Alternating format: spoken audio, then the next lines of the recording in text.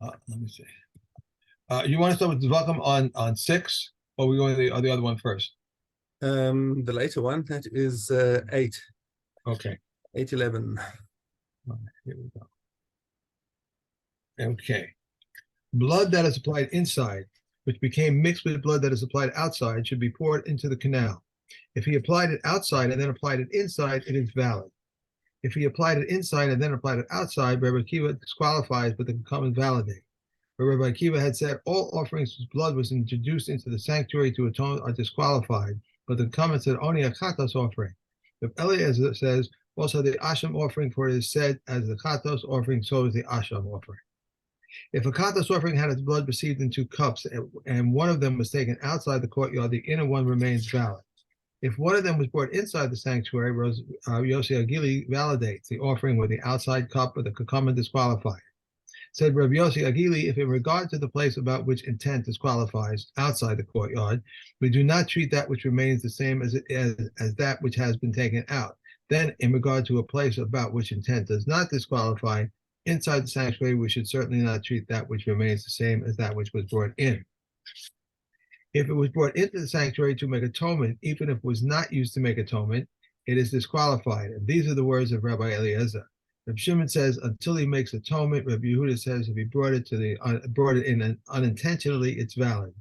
All disqualified bloods which are applied to the altar the tzitz does not affect their acceptance, except the blood contaminated with tumah. So the tzitz renders it tameh acceptable, but does not render that which has not been taken out acceptable. Okay. We continue on to Test. Okay. Test Aleph. The altar sanctifies that which is fit for it. Rabbi Yeshua says whatever is fit for the altar's fires, once it has gone up on the altar, it should not be taken down. As it is stated, is the ola offering that stays on the fire on the altar. Just as an ola offering, which is something fit for the altar's fire, should not be taken down once it has gone up on the altar, so too anything that was fit for the fire should not be taken down once it has gone up on the altar.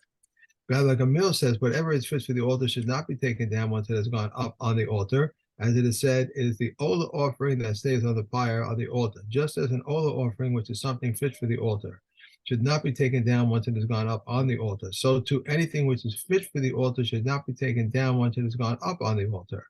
The only difference between the view of Rabbi Gamaliel and the view of Rabbi Shua is in regard to blood and libations, concerning which Rabbi Gamaliel says they should not be taken down, and Rabbi Shua says they should be taken down.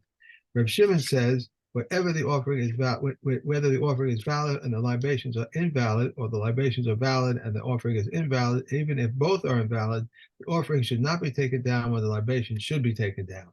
Right. So this is Rabbi Shimon paskening halacha a couple generations later, like Rabbi Yeshua, and that is the halacha is like Rabbi Yeshua, that the flesh stays on the mizbech, and the wine and the libations has to come down if the offering became pasul. Now, in the coming Mishnahs, we're going to dive into what exactly is the line, because not everything that's pasul for the mizbech gets to stay on the mizbech if it accidentally got taken up. Okay. So the general rule, as we're going to see, is that when the psul happened in the mikdash, then it stays up. So we'll see some examples now. Okay, but elu im alu lo yerdu. So these are the things that if somebody took them up to the mizbech, now it's there, put it on, even though it's pasul. Okay, halan, something that has stayed overnight. In other words, nosar, something that's past its time.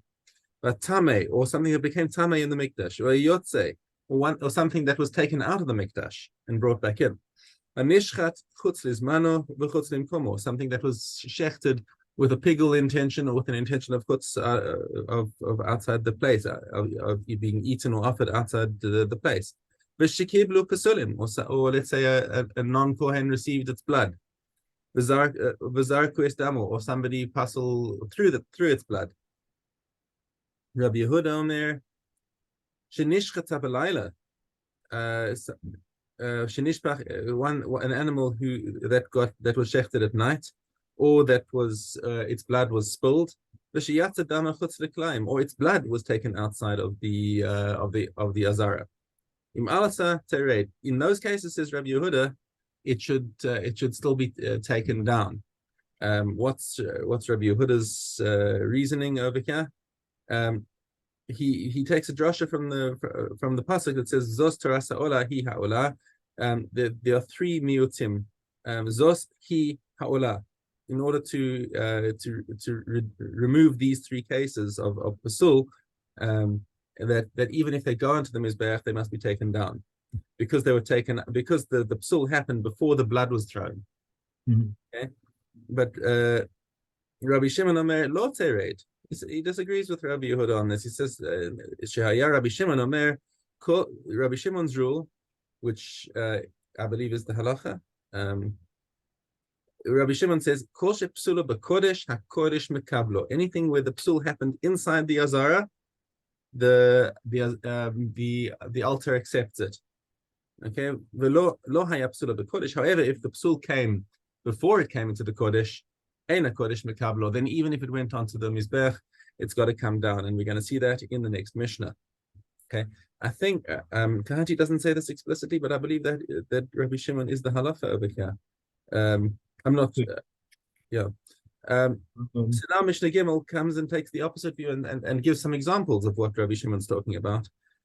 Elu lo haya psulan b'kodesh. So these are the things that where the psul happened outside the mikdash. Harovea v'hanirba, an animal that was involved in bestiality. Hamuktzeh, an animal that was set aside for avodah zarah. Hanevad, or that was actually worshipped. The esnan, that was switched for a prostitute's hire. Mechir, mechir keleb, that's one that was switched for a dog. The kilayim, a crossbred animal between a goat and a sheep.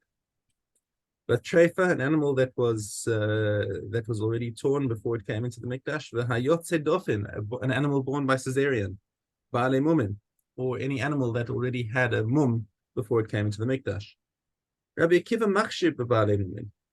Rabbi Akiva says the ba'ale mumin would even those would still stay on the mizbech if they were taken up.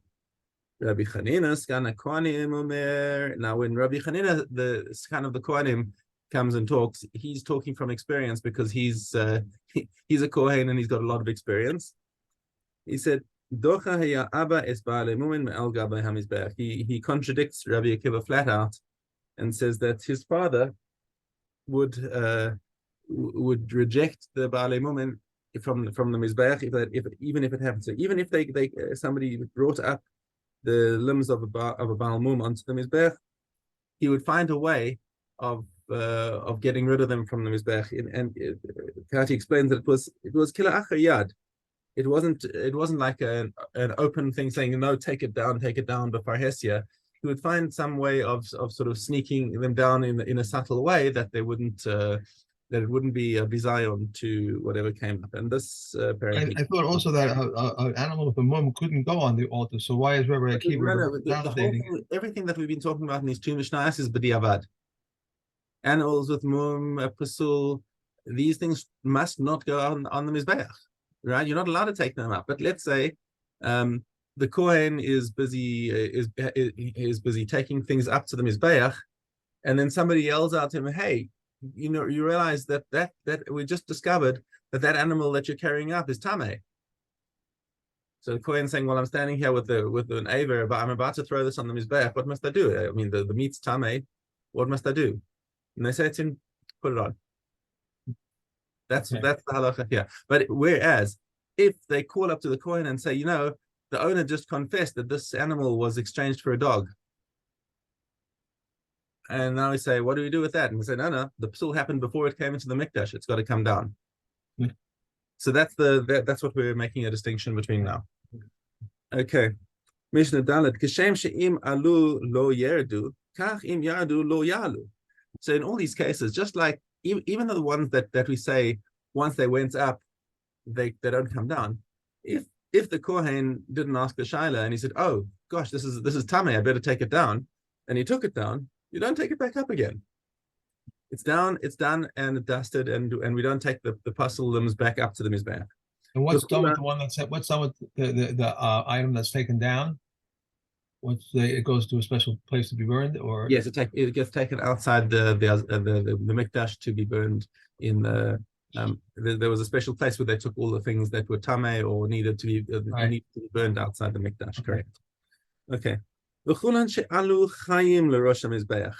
Now, what happens if an animal went up to the top of the mizbeach alive?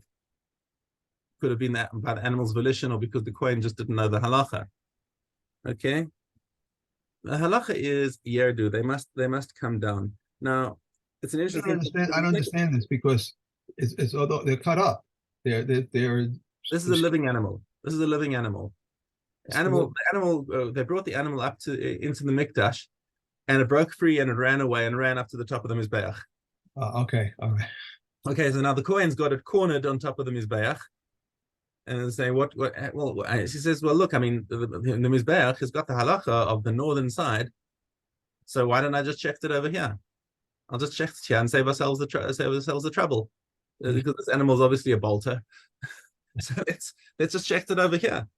And the halacha paskin in the Mishnah is no, take it down. Now, even though you've got a good reason to say, well, you should be allowed to do it up there, because it says in the psukim, mizbach adamat haseli v'zavachta alavis olasecha. The pasuk actually says you should shecht on it your olos and your shlamim.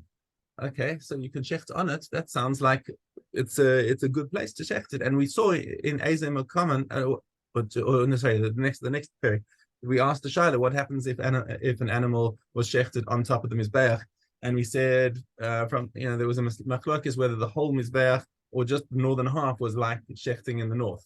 In other words, still kosher. So you could, if they went ahead and shechted it up there, then it would still be kosher. But we say the halacha is don't shecht things on top of the mizbeach. Why? And also, Ola also you might have shchata b'rosh hamizbeach yafshit v'niyatzach b'imkoma. And the thing is that now, why don't you want to do this shchita on top of the mizbeach? Because once it's on top of the mizbeach, you can't take it down again. So he's now shechted it, and he's now standing on this little this little path on the outside of the mizbeach, and now he's got a dead animal over here, and he's still got to flay it and cut it into its pieces, and he's not allowed to bring it down, because once pieces have come up once the animal's on the mizbeach, you can't take it down. Okay, if it's alive, you can take it down because the makom mashchita is over there, and then you can take it to the tables and use the equipment over there. Your punishment for shechting it on top of the mizbeach is that you got to do everything in place. Okay, and that's the end of our new Mishnahs. So let's go back to Vav Gimel.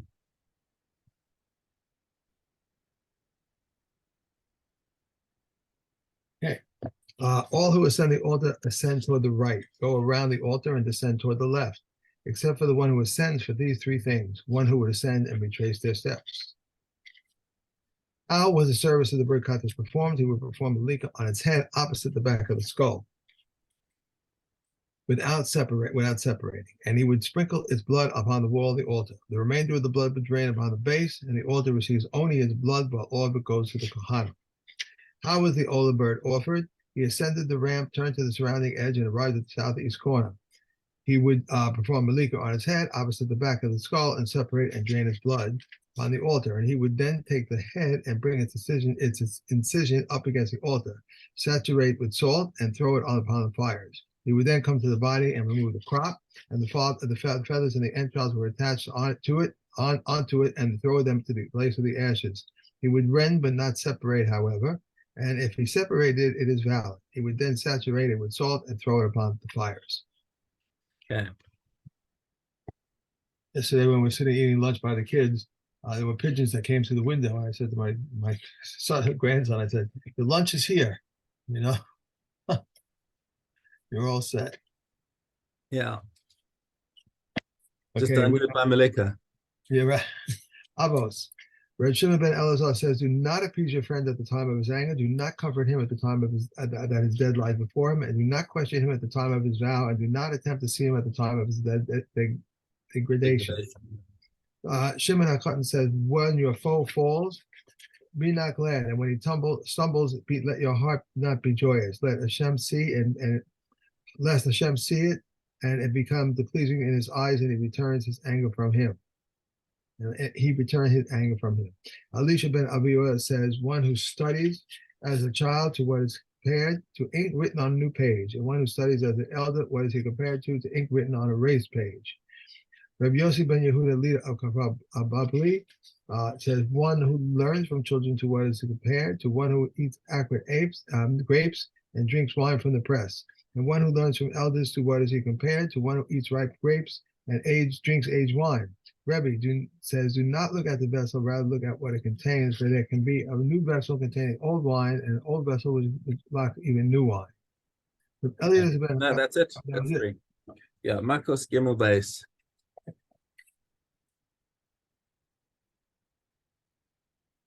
A person who is tummy who eats holy foods, one who enters the temple while tummy, one who eats fat, blood, leftover sacrificial meat, pickle, or sacrificial foods which have become tummy, one who slaughters the sacrificial animal or offers it up outside the temple, one who eats chametz on Pesach, one who eats and performs work on Yom Kippur, one who compounds anointing oil, compounds incense and anoints with the anointing oil, one who eats nevelos, chavos, and abominable creatures and crawling things, one who eats tevel, a ma'aser rishon from which truma was not separated, or ma'aser sheni on consecrated objects which were not redeemed. How much must he eat of tevel to be liable? Reb Shimon says any amount. The sages, however, say the bulk of an olive. Said Reb Shimon to them, do not concur with me concerning one who eats an ant of any size that is liable. They replied, because it is if it was created. He replied, one who eats he replied, one wheat kernel too, as if it was created. Okay. One more. One who eats Bikurim before the recital over them, or one who eats Kadoshim outside the curtain, Kadoshim Kalim, or Ma'aser Sheni outside the wall, or one who breaks the bone of an Pesach offering, that is tahor, and causes a penalty of 40 lashes. The one who leaves over meat of one who's tahor and who breaks the bone of one of that is tummy does not incur the penalty of 40 lashes. One more. If one takes a mother bird while on her young, Review says he incurs the penalty of lashes and he need not send her away. The can comment, however, say he must send her away and he does not incur the penalty of lashes, and this is the rule. Any negative commandment that is as in it a positive commandment bears no liability. Okay. Subos.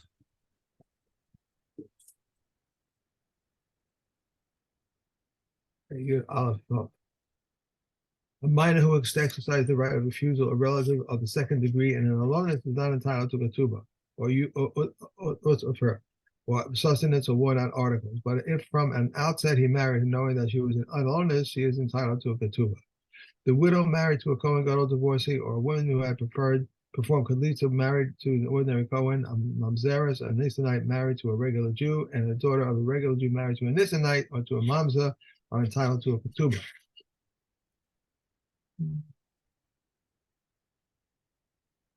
If one marries a woman and she stipulates with him that he support her daughter for 5 years, he's obligated to support her for 5 years. If she married another man and she stipulates with him that he supports her daughter for 5 years, he is still obligated to support her for 5 years. The first one shall not say, when she comes to me, I will support her. Rather, he must take her sustenance to the place where her mother is. Likewise, both of them shall not say, we will support her together. Rather, one must support her and the other must give her the value of sustenance. If she marries, the husband provides her with sustenance and they give her the value of sustenance. If they die, there's a daughter to support her for the incumbent property. But if she's supported she is supported even from assigned property, since she is like a creditor. The clever would write, on the condition that I support your daughter for 5 years, as long as you are with me. If a widow says, I do not wish to. That was it? Oh, yeah, sorry. All right. Okay. Mistress. Okay. Gimel. If one hires a laborer to tend olives and he says to him, on condition that I may eat olives, if he eats one by one, he's exempt. If he combined, he is liable. to weed out onions, and he said to him, on condition that I may eat greens, you may pluck leaf by leaf and eat, but if combined, it's liable. If one found cut dried figs on the road and even beside a field of dried figs, so too that if he found figs under a fig tree overhanging the road, they're permitted and do not constitute theft. They are exempt from mice risk, but olives and carrots are liable. If he found dried figs, then he must then if most people have already pressed their figs, he is liable. But if not, there he is exempt. If he found slices of fig cakes, he is liable, since they evidently are derived from a finished product. If carobs have not been taken to the rooftop, he may take some down for the cattle and exempt, since he returns to the maidens. And what courtyard renders liable to mice risk? Rabbi Yishmael says, my triennial yard with goods are under guard. Rabbi Akiva says, any which one person opens the other and the other closes is exempt.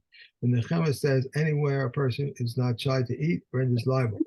Rabbi Yossi says, anywhere if one enters and when no one says to him, what do you seek, is exempt. And when Yehuda says that there are two courtyards, one within the other one, the inner one is liable and the outer one is exempt. Okay. Okay. And we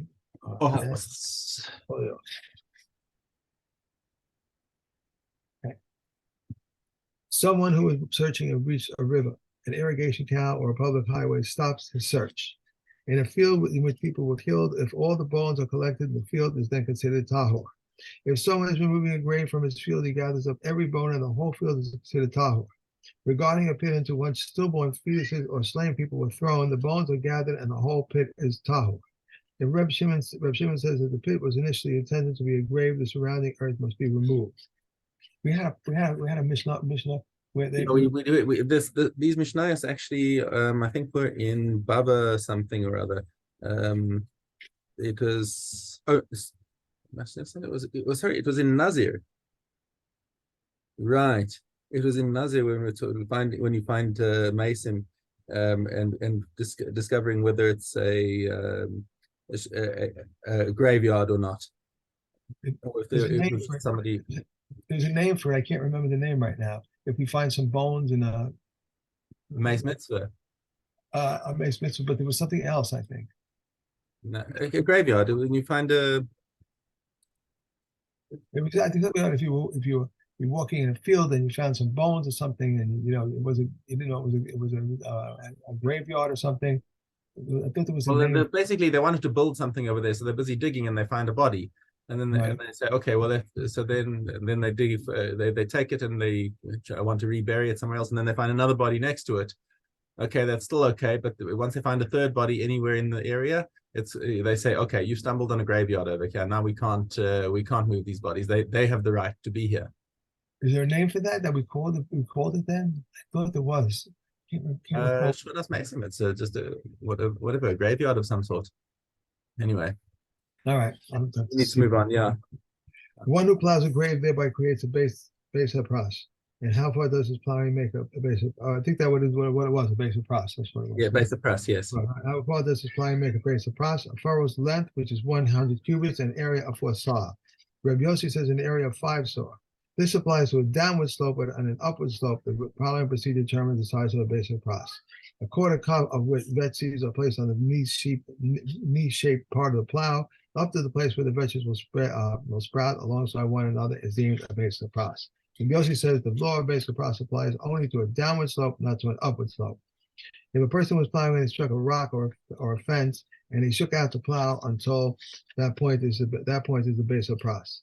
If Eliezer says a base of pros one base of pros can make another base of pros, but Yeshua says sometimes it does and sometimes it does not. How so? If one plows half a furrow and then plows the other half to the sides, this makes another base of pros. However, if one plows a furrow length and then plows it from that point on, the base of pros does not make another base of pros. Okay, that's it. Okay, great. And that's it. I'm gonna run. Have a good day, and I'll see you Lovely tomorrow. day. See you.